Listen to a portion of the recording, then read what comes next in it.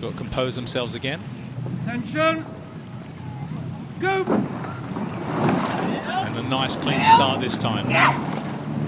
As both crews blast off the blocks, trying to take that advantage that was spoken about, which is so important in the first couple 100 meters.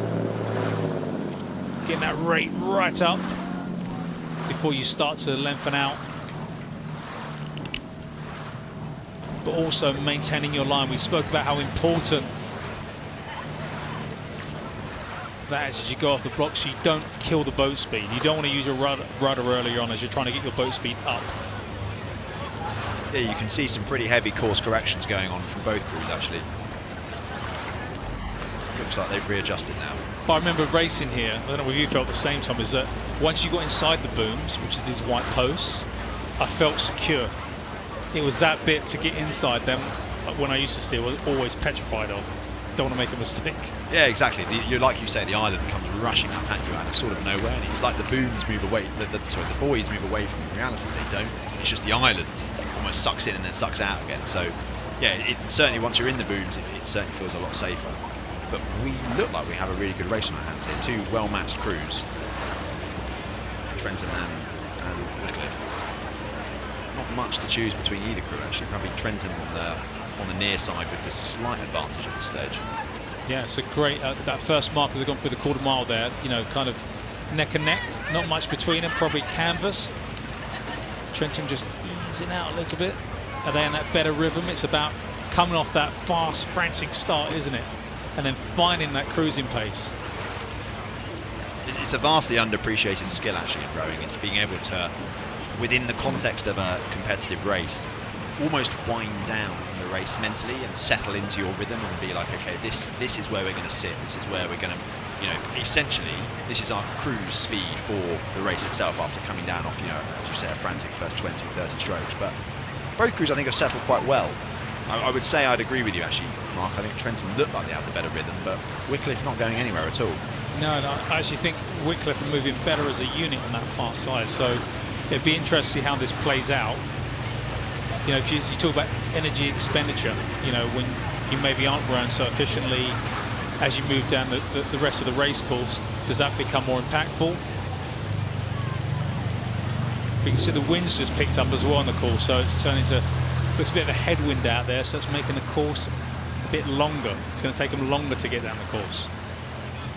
Yeah, I was saying to a friend of mine earlier today that the times are relatively slow today, and I think that's, as you rightly say, in part because the stream seems to be pretty fast, and also because the wind is pointing in the wrong direction. We've got a headwind. You can just see there Trentham, both crews struggling a little bit with the steering. Again, it's this cockless boat. It's so difficult to get the marking right. And it's kind of, if you take your eye off it, that's normally when something goes wrong. So it's making sure whoever is steering, it could be anybody in the boat, depending who's brave enough to take the rudder. That's it. It's all about bravery, because it's not an easy job. And of course, if you get it wrong, you've got a problem. You know, the responsibility lies with you, the accountability lies with you. Did you ever steer down the course? Oh yeah, I was the smallest in my boat, so I was always steering. So I feel sympathy for people who have to steer. That's not fair, just because you're smallest. That can't be a justified reason to give you it. It is. But it is challenging to get that boat literally as straight as possible, and also because of the, you know, there's bits of wash, the water is quite lively. That sometimes can be unsettling, where someone may, you know, I don't want to say have a bad stroke, but Wycliffe just moving a bit closer to the booms there, steering again. Obviously, we talked about the more you steer,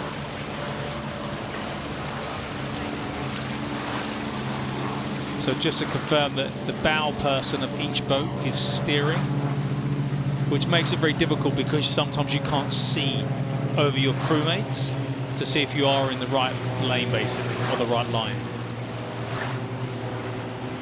Yeah, absolutely. It's a tough job. Very, very tough job. Just watching Wycliffe, actually, I know they're sort of a length and a bit down, but they have had an astonishing season. Their A-quad is well fancied for the Diamond Jubilee title overall. They're one of the fastest quads in the country, and to get 2 quads into the Diamond Jubilee is no mean feat. You have to have a really, really competitive group of girls to manage that, because we already spoke, Mark, about just how hotly contested this event is. It's always oversubscribed. It's always got world-class crews in it. So to have 2 quads racing is a remarkable achievement from Wycliffe. And that shot from behind there with Trentham, it just looks like they've relaxed now. They've got that margin. You know, getting those kind of butterflies out, isn't it? The first race of Henley Regatta, the first race of the week. You just want to get out, and sometimes you're a bit too anxious, too tense. And it's like when you're in your bubble, in your kind of rhythm, you tend to relax.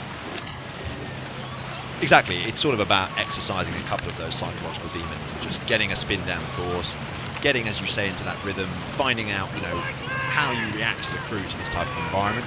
And at the moment, Trentham coming up trumps. I mean, they've got 2 girls who are in the final trials process or have been in the final trial process for Great Britain, the Great Britain junior team, so they will know how to cope with this type of pressure.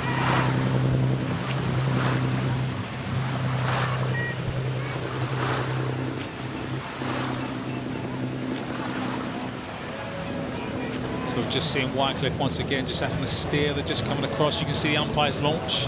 It's the middle line of the course. So imagine that they're going along exactly where, you know, an imaginary row of boys would be all the way down the track.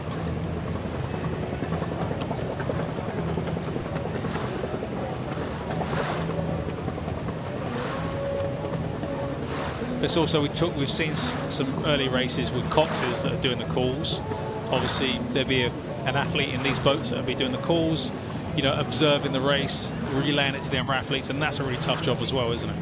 I mean, when you are putting all of your effort into racing down the course, then having to actually think about the strategy of the race, the composition of it, like you say, how the narrative is unfolding and react in the moment, that's incredibly tough. And I know I sound like a broken record because this is the job I used to do, but ultimately it is a tough gig.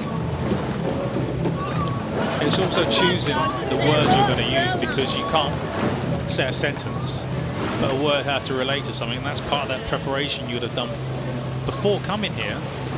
This particular word means this thing, so it's all kind of programmed in so people understand exactly what it is.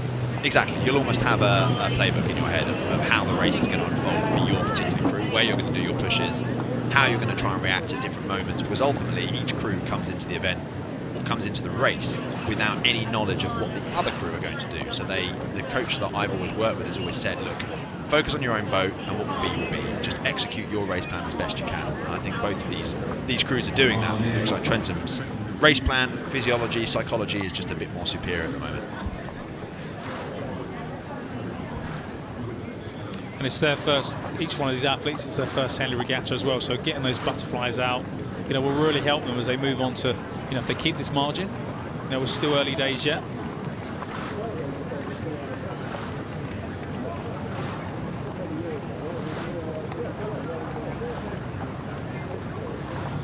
You can just see the wind as we've gone down the course, or up the course I should say, as we move racing upriver. You can just see the popples on the water. It shows they are racing into the wind.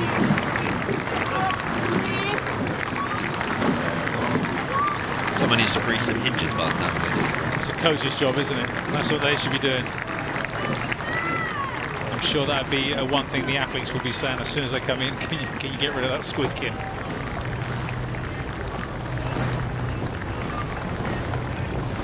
As Trentham move towards the finish line. See how delighted they are with that performance, getting their first race under their belts. And we have Wycliffe Junior Rowing Club crossing the line now. So that was a win for Trentham Boat Club in the heat of the Diamond Jubilee Challenge Cup over Wycliffe Junior Rowing Club B.